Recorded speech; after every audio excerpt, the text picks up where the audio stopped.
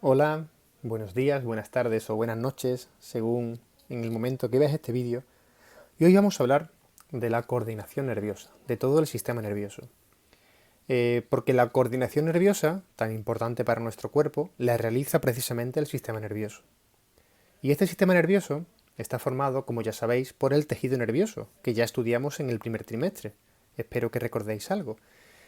Y las células más importantes del tejido nervioso, es decir, las células nerviosas, se llaman, como vosotros sabéis, las neuronas, que son las que son capaces de transmitir esa información mediante los impulsos nerviosos. Vamos a ver un poquito cómo es la neurona, porque la neurona es una célula bastante compleja. Y son unas células que están muy diferenciadas, es decir, la forma es muy diferente a las de las demás células de nuestro cuerpo. Y ahí tenéis un dibujito donde podemos ver algunas cosas y algunas partes. Os voy comentando. Primero, como veis ahí, la célula tiene un cuerpo celular. Lo voy marcando aquí en rojo. Este sería el cuerpo celular de la neurona. Ahí está el núcleo, también están los orgánulos del citoplasma y del cuerpo celular, también llamado soma, se llama también soma o cuerpo celular, parten unas prolongaciones cortitas, ramificadas, os las voy marcando aquí en azul, estas de aquí, ¿veis? Todas estas prolongaciones cortas y ramificadas, que son las llamadas dendritas. Las dendritas. Después, de un extremo del cuerpo celular, sale, os lo voy a marcar aquí en verde, de este extremo, sale una prolongación que es única, a diferencia de las dendritas, que son varias. Esta es una única prolongación, que es mucho más larga, toda esta de aquí, la estoy marcando en verde, que se llama el axón. Y el axón termina en los botones terminales. Aquí os los marco en rojo. Son como los extremos más ensanchados del axón, llamados botones terminales. Esto sería la morfología de una neurona. Pero claro, las neuronas no están solas, se agrupan. Y lo que realmente se agrupa son los axones de las neuronas. Cuando se agrupan varios axones de las neuronas, forman las llamadas fibras nerviosas. Aquí las tenéis, las fibras nerviosas. Y después las fibras nerviosas, a su vez, se agrupan para formar los nervios. Aquí tenéis dibujado un nervio. Pues según la función, podemos clasificar a las neuronas en tres tipos. Las neuronas sensitivas, que son aquellas que tienen las dendritas conectadas a un receptor, por tanto, son las que sienten, por eso sensitivas. Un receptor puede ser los receptores de la visión, del olfato, del gusto, del tacto. Perciben información del exterior o del interior y la comunican al sistema nervioso central. Por eso están conectadas a un receptor. Y hemos dicho que están conectadas las dendritas. Las motoras son las que su axón está conectado a un órgano efector, el axón. Efector son, por ejemplo, un músculo, una glándula, es decir, son las que, después de que se ha elaborado la respuesta, la transmiten, la comunican al órgano que tiene que efectuarla. Y las neuronas de asociación simplemente pues comunican a unas sensitivas con las motoras y viceversa, es decir, comunican las anteriores entre sí. Bien, vamos a hacer un poco de hincapié en las dendritas y en el axón, por eso os pongo ahí ese dibujito de nuevo que ya conocemos de antes de la neurona. Y es que, si os dais cuenta, hemos dicho que las sensitivas comunican sus dendritas, esta de aquí, lo que estoy dibujando en rojo, con un receptor. Y las motoras comunican, lo dibujo, lo marco por ejemplo en azul, su axón con un órgano efector. Eso significa que la información siempre en la neurona entra por las dendritas y sale por el axón. ¿De acuerdo? Espero que esto lo hayáis comprendido. Vamos a continuar. Vamos a ver ahora, o vamos a hablar un poco, del impulso nervioso. Porque las neuronas pueden hacer su función solamente gracias a que transmiten su información en forma de señales electroquímicas. Esas señales electroquímicas, porque tienen parte de impulso eléctrico y parte de también señalización química, es lo que se llama el impulso nervioso. Esos impulsos nerviosos van viajando por la membrana de las neuronas, ¿vale? Siempre hemos dicho desde las dendritas hasta el axón, en ese sentido. Y una vez que llega allí, una vez que llega al extremo del axón, se comunica con otra neurona o con el órgano efector para transmitir el impulso. Y esto es lo que tenemos representado en este dibujo de aquí, que se llama la sinapsis. ¿Por qué? Aquí está representado, os lo voy marcando también, por ejemplo en rojo, ¿veis? Esto sería, toda esta parte que estoy marcando en rojo, sería la parte final de un axón de una neurona. Y aquí os lo marco en azul, esto de aquí podría ser dos cosas, podría ser la parte inicial de otra neurona, porque se comunica una neurona con otra, o podría ser simplemente un órgano efector, donde ya llega la información para la respuesta que sea. Entonces, repito, podría ser de axón a dendrita o de axón a órgano efector. Bueno, pues en esta zona de comunicación entre una neurona y otra, como veis, no hay un contacto físico, no llegan a tocarse. Hay una zona de comunicación en medio y esa zona es lo que se llama la sinapsis. En esta zona, en la sinapsis, la neurona que transmite el impulso nervioso libera, aquí tenéis, lo voy a marcar por ejemplo en verde, estas sustancias que se llaman neurotransmisores, se liberan en este espacio, que es el espacio sináptico, y estas sustancias llegan a la membrana de la otra neurona receptora y hacen, bueno, pues que continúe el impulso o hacen lo que tengan que hacer, ¿vale? La función que tengan que desempeñar. Importante esto, la sinapsis. Veis que no hay un contacto directo, sino se realiza a través de unos neurotransmisores químicos. Pues vamos a continuar ahora y vamos a pasar a hablar del sistema nervioso, en forma global. Porque ya hemos dicho que el sistema nervioso es una red de neuronas que es capaz de interpretar las señales que proceden de los órganos de los sentidos, esos estímulos que vienen de la vista, del olfato, del tacto, del gusto, y el sistema nervioso va a ser capaz de elaborar unas órdenes para que luego los efectores puedan ejecutarla.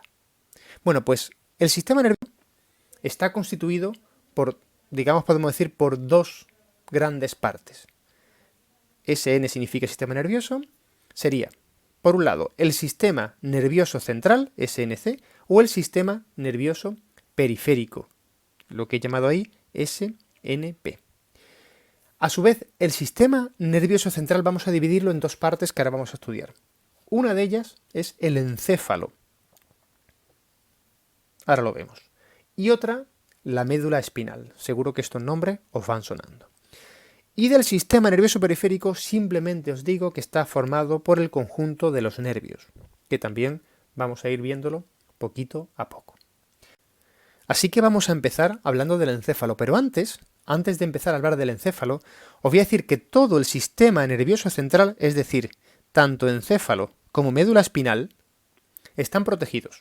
Están protegidos por una parte ósea, en el caso del encéfalo, el cráneo, y en el caso de la médula espinal por las vértebras, y además está protegido por unas membranas que se llaman las meninges. Probablemente las meninges os suena de una enfermedad que tiene que ver con una inflamación de las meninges que se llama la meningitis, quizá os suena. Bueno, pues las meninges no son más que unas membranas que protegen todo el sistema nervioso central. Ahí las tenéis dibujadas. Entre ellas, entre las meninges, circula el llamado líquido cefalorraquídeo. También me imagino que os suena. El líquido cefalorraquídeo. Es un líquido que hay entre las membranas y que lo que hace es amortiguar y proteger de posibles golpes que puedan, que pueda sufrir el sistema nervioso central. ¿De acuerdo? Las meninges, ahí las tenéis. No hace falta que estudiéis esto, pero ahí tenéis el nombre de las tres membranas, se llaman la dura madre, la aracnoides y la pía madre. Son el nombre de las tres meninges, de las tres membranas. De exterior a interior, dura madre, aracnoides y pía madre. Y entre la aracnoides y la pía madre, entre esas dos, es donde se encuentra este espacio donde circula el líquido cefalorraquídeo. ¿Vale? Repito, el nombre de las meninges no hace falta estudiarlo, pero bueno, para que lo conozcáis. Pues pasamos entonces a hablar del encéfalo. Y para ello os pongo este dibujo del encéfalo. Luego lo analizaremos más detenidamente, parte a parte, pero el encéfalo es pues todo esto de aquí, más o menos hasta aquí. Todo esto es el encéfalo. Muchas veces confundimos nosotros el cerebro, que es una parte del encéfalo, y hablamos coloquialmente de cerebro cuando realmente deberíamos decir encéfalo, porque el cerebro solamente es una parte del encéfalo, no es todo entero. Vamos a ir analizándolo poco a poco, ¿vale? Entonces, imagen del encéfalo, la retenemos más o menos, después volvemos a ella. Pero os voy a hablar de las diferentes partes en las que dividimos nuestro encéfalo. Vamos a hacerlo despacito porque esto es un poquito más complejo. Bueno, pues la primera parte es el cerebro, que también podemos llamar telencéfalo.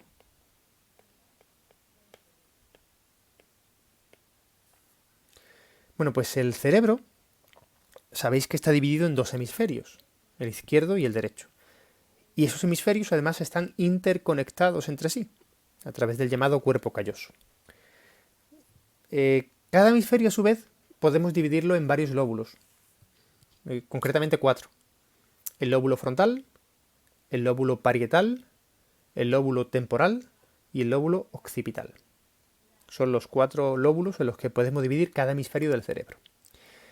La superficie del cerebro se llama la corteza cerebral y es así rugosa, tiene unos repliegues, todo el mundo tenemos en la imagen, ¿verdad? En la mente una imagen del cerebro.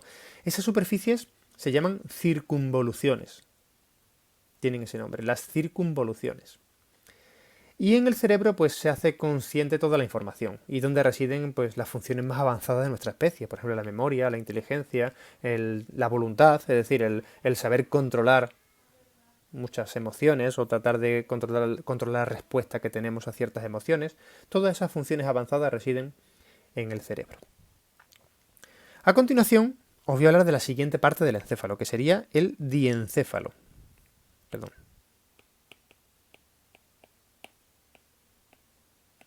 Diencéfalo. Y el diencéfalo a su vez vamos a hablar de que está dividido o compuesto por 4 regiones. Os hablo de ellas. La primera, el tálamo. El tálamo es la zona de control máximo de las sensaciones y de las emociones. Es decir, se interpreta ahí en el tálamo la información que entra, excepto la información olfatoria, es curioso, que esa no se interpreta en el tálamo, y luego se transmite esa información a las neuronas del cerebro.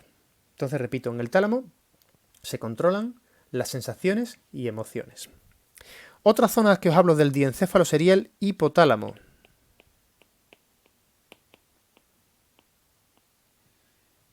Y la hipófisis.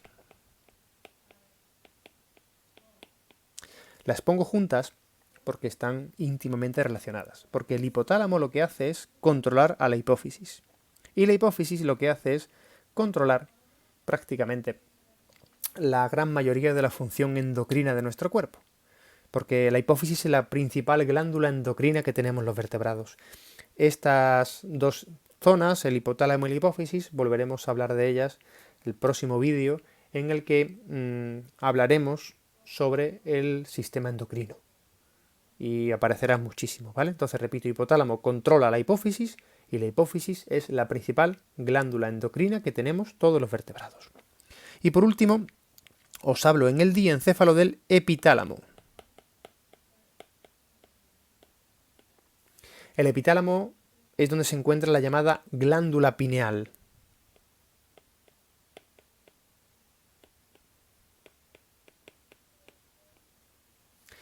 La glándula pineal, entre otras cosas, se encarga de regular los ciclos de vigilia y de sueño, es decir, cuando estamos despiertos o cuando estamos dormidos. Regula todos esos ciclos mediante la producción de una hormona muy interesante llamada melatonina, que también hablaremos algo de ella más adelante. Siguiente estructura del encéfalo, el cerebelo.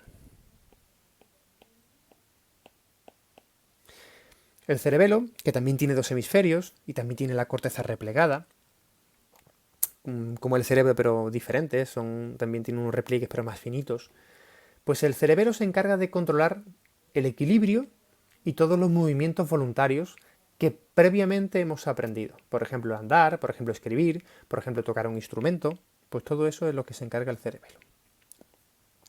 Y para terminar, tenemos el llamado tronco del encéfalo.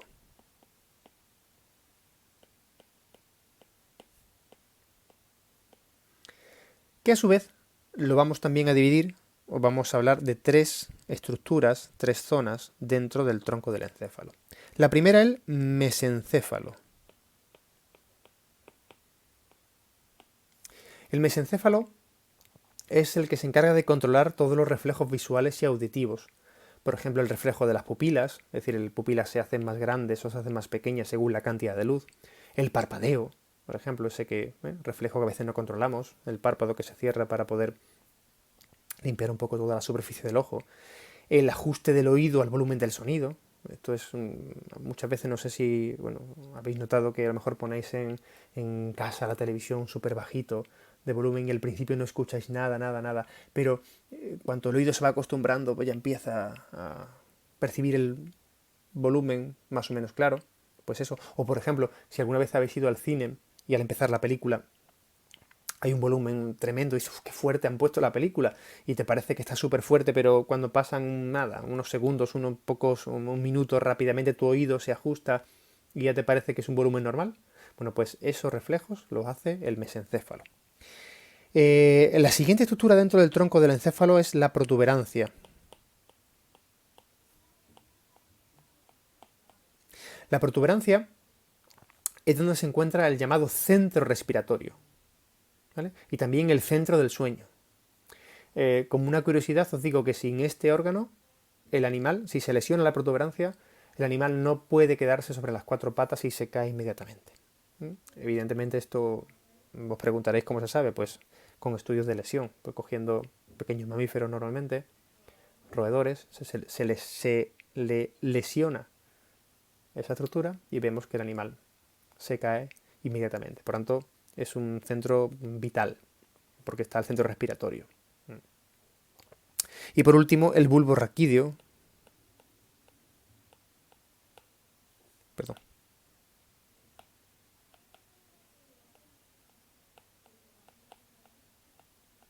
Bulbo raquídeo, que es la estructura que enlaza, ahora lo veremos en el dibujo, que enlaza el encéfalo ya con la médula espinal. Es la última parte del encéfalo. Y este es el que controla de forma automática todas las funciones corporales más importantes, como por ejemplo la frecuencia cardíaca, la controla el bulbo raquídeo. Ya mismo recordáis en el tema del corazón que el corazón tenía un marcapasos natural, que era el famoso nódulo sino auricular, que tenía su forma automática de controlar el ritmo del corazón. Pero claro, la frecuencia puede cambiar según, por ejemplo, no es lo mismo estar tumbados, sentados, que andando, que haciendo un ejercicio rápido, que corriendo. Entonces, ese ritmo cardíaco, quien lo controla, independientemente ya del ritmo, digamos, propio del corazón, el ritmo basal, que lo marca el propio corazón, este ritmo cardíaco, esta frecuencia cardíaca, la controla el bulbo raquídeo. De forma automática, eso no lo podemos controlar nosotros queriendo. También se controla el ritmo respiratorio, aunque he dicho que el centro respiratorio está en la protuberancia, pero quien controla el ritmo respiratorio, es decir, también a qué velocidad se está respirando, es el bulbo raquídeo. También se controla desde aquí la presión arterial, por ejemplo, o el flujo de sangre que circula por los vasos sanguíneos, o los movimientos respiratorios, los movimientos del tubo digestivo, por ejemplo, el control de la deglución, de la tos, del vómito. Como veis, son funciones vitales, funciones básicas que se controlan de forma automática. Nosotros no la controlamos, afortunadamente, como digo yo de broma, si no más de uno se le olvidaría respirar o se le olvidaría deglutir o se le olvidaría, y bueno, es una broma evidentemente. de forma automática se controlan estas funciones tan importantes para nuestra vida. Vamos a ver en este dibujo todas las partes que acabamos de estudiar y así las ubicamos en todo el encéfalo. Cerebro, toda esta zona de aquí que estoy marcando con la flechita verde, toda esta parte de aquí sería el cerebro, o también llamado telencéfalo. La zona de aquí intermedia es el diencéfalo. Aquí podemos ver el tálamo, lo tenemos aquí, el hipotálamo, estaría aquí, y esto de aquí sería la hipófisis. Cuidado que en inglés se traduce o se llama glándula pituitaria.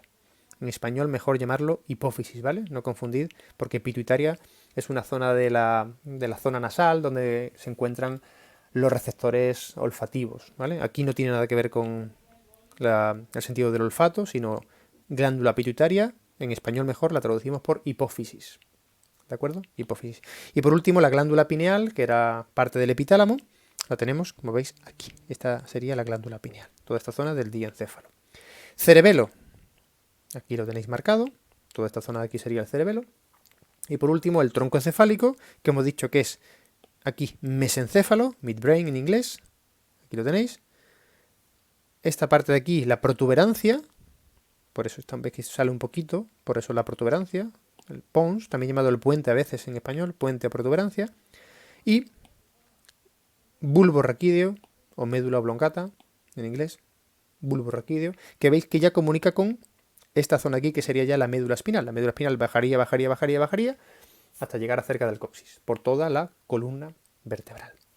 Bueno, espero que más o menos lo tengáis claro. De la médula espinal no voy a decir gran cosa, simplemente eso, que es el cordón nervioso protegido por la columna vertebral, y ya conecta el encéfalo con todo el cuerpo, porque de ahí, digamos, viajan todos los impulsos nerviosos a través de la médula espinal y ya van saliendo por los diferentes nervios hacia los órganos efectores. De la médula espinal poco más deciros. Bueno, quizás sí también que ella misma es capaz de coordinar respuestas muy sencillas, por ejemplo los llamados actos reflejos, los coordina directamente la médula espinal. Eso que conocéis de los reflejos, por ejemplo, no sé si sabéis el reflejo de la rodilla, si te das con un martillito en la rodilla y te la tienes, evidentemente la pierna no está apoyada, la pierna se mueve, bueno, esos reflejos se coordinan directamente desde la médula espinal, no llegan la información al encéfalo ni a ninguna parte del cerebro o de la parte más superiores. ¿De acuerdo? Bueno. Pues vamos a continuar hablando del sistema nervioso periférico. SNP. Recordad el esquema primero, sistema nervioso se compone de sistema nervioso central y sistema nervioso periférico, que os dije que estaba formado por los diferentes nervios. Bueno, pues aquí podemos hacer varias clasificaciones de los nervios, ¿vale? Según, pues, como nos dé la gana de clasificarlos. Entonces, por ejemplo, una de las clasificaciones que vamos a estudiar, ya digo, podemos clasificarlo de varias formas, igual que yo que sé, por ejemplo, a los alumnos de una clase podríamos clasificarlos según su sexo, pues en chicos, chicas, según, por ejemplo, podríamos clasificarlos según dónde han nacido, los que han nacido, por ejemplo, en Andalucía y los que han nacido fuera de Andalucía, o podríamos clasificarlos, por ejemplo, los que tienen ojos claros y ojos oscuros, o podríamos clasificarlos por 1000 cosas. Bueno, pues igual, los nervios podemos clasificarlos pues, de muchas formas diferentes. Entonces, por ejemplo, una de las clasificaciones es según de dónde parten. Entonces, hay nervios que parten de la médula espinal, que serían los nervios raquídeos, y otros que parten del encéfalo, que serían los nervios craneales. Es una clasificación, según de dónde parten. Concretamente, para que sepáis el dato, tenemos exactamente 31 pares de nervios raquídeos. Pares porque salen a ambos lados de la médula. Y de nervios craneales tenemos exactamente 12 pares. Luego vemos una imagen de esto. Después también podemos clasificar los nervios, como hemos hecho antes, en sensitivos y motores. Los sensitivos son los que llevan información desde los receptores hasta el sistema nervioso central para que se elabore la respuesta. Y los motores son los que transmiten las órdenes desde el sistema nervioso central hacia los efectores, una vez que ya está elaborada la respuesta, para que se lleve a cabo esta. Y después podemos clasificarlo en otra forma diferente de clasificación en nervios del sistema nervioso somático o del sistema nervioso autónomo. Esto lo explico ahora después más tranquilamente porque es un poco más complejo, pero rápidamente deciros que el sistema somático es el que controla movimientos voluntarios y el autónomo el de los movimientos y bueno, el funcionamiento en general involuntario de los órganos. ¿Vale? Bueno. En esta imagen podemos ver ahora lo que decía antes del sistema nervioso periférico según de dónde parten los nervios. Aquí tenemos una imagen de los diferentes nervios raquídeos que parten de la médula espinal, como veis, a ambos lados, y aquí a la derecha tenemos una imagen de los nervios craneales, de los 12 pares craneales que parten directamente desde el encéfalo. Son muy importantes los pares craneales, ahí tenéis los nombres y bueno, y dónde va su inervación, pero bueno, es un contenido quizá un poco más complejo que no es el momento de estudiarlo ahora. Y aquí tenéis, esto sí me tengo que parar un poquito más para explicaros cómo funciona el sistema nervioso autónomo, cómo funciona ese sistema. A ver, hemos dicho que el sistema nervioso periférico somático se encarga de las cosas voluntarias. Ahí no hay que explicar mucho más. Pero el sistema nervioso periférico autónomo, que es este que tenéis aquí representado, se encarga de controlar el funcionamiento involuntario de órganos. Por ejemplo, de órganos vitales, como por ejemplo el corazón, o como por ejemplo el hígado, como por ejemplo el estómago, o como por ejemplo los pulmones, o los intestinos, o los ojos, para poder recibir información. Bueno, pues este sistema nervioso periférico autónomo, digamos que está formado a su vez por dos ramas, que sería el sistema nervioso simpático y el sistema nervioso parasimpático.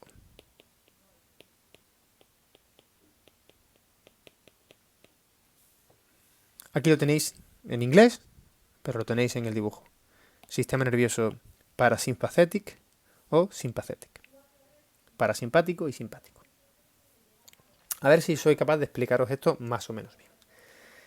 El sistema nervioso simpático se encarga de preparar al cuerpo para las acciones de peligro o de acción, o de que tenemos que estar atentos, tenemos que estar alertas. Ahora si estáis viendo este vídeo y estáis alertas, estáis atentos, estáis tomando apuntes, pues deberíais tener vuestro sistema simpático activo. Y el parasimpático es al contrario, el que relaja al cuerpo, el que permite al cuerpo pues acceder a los recursos, por ejemplo hacer una digestión cuando estamos tranquilos y otras funciones para digamos recoger recursos necesarios para nuestro organismo o para nuestra vida. Y lo importante de este sistema es que son antagónicos. El simpático y el parasimpático son sistemas antagónicos. Es decir, cuando uno estimula un órgano, el otro lo relaja. Y os lo explico con ejemplos. Vamos a hablar del corazón. El corazón. Siempre cada órgano está inervado tanto por nervios del sistema simpático como por nervios del sistema nervioso parasimpático. Le llegan nervios procedentes de los dos sistemas, tanto del simpático como del parasimpático. Estamos hablando del corazón, le llegan los dos nervios. Cuando se activa el simpático, ¿el corazón qué hará? Pues acelerarse, porque hemos dicho que el simpático prepara el cuerpo para una situación de peligro. Sin embargo, cuando el sistema parasimpático se activa, ¿el corazón qué hará? Bajar su ritmo cardíaco, desacelerarse. Porque en situación de relax, de calma, el corazón no tiene por qué estar acelerado. Sin embargo, vamos a pensar otro órgano diferente. Por ejemplo, el estómago. Si se activa el simpático, ¿el estómago qué hará? En este caso, pararse. Fijaros, al contrario que el corazón. ¿Por qué? Porque el estómago, en una situación de alerta, de peligro, la digestión no es prioritaria. Lo prioritario sería escapar, huir de un peligro, pero no hacer digestión. ¿Cuándo hacemos la digestión? Cuando se activa el parasimpático, es decir, cuando el cuerpo está relajado, cuando estamos en forma tranquila, en calma, relax. Entonces es cuando se activaría el estómago. Y ahí tenéis en este dibujo de aquí qué órgano se activa el simpático y qué órgano se activa el parasimpático. Sabiendo que cada órgano siempre está inervado tanto por uno como por otro. Si el simpático activa, el parasimpático inhibe. Y viceversa. Si el parasimpático activa, el simpático es el que inhibe. Bueno, espero que esto haya quedado más o menos claro. Sé que no es fácil, pero si tenéis dudas, si queréis que os explique algo más, que me haya quedado suficientemente claro, me lo decís y os mando otro vídeo y os explico alguna cosilla más. O podemos chatear también por los canales de Teams y por ahí podemos compartir información o preguntar dudas o lo que necesitéis.